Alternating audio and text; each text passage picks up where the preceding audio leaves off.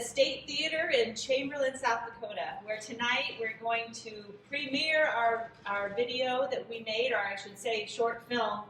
It's called Voices Unheard, and it is an original script by the Orlando Skidmore and Mark Lewis, and it was produced by Native Hope. We produced it, we started shooting it in 2019. We were working with an all-native crew, and we had a beautiful time working on it, and we worked on it down in Santa Fe. So tonight is that premiere showing. We've been telling you a lot about it by releasing the EPKs, is what they're called, or those shorts about the cast members, the crew members. And so we're excited because tonight we're going to get to have the high school kids come from the St. Joseph Indian School.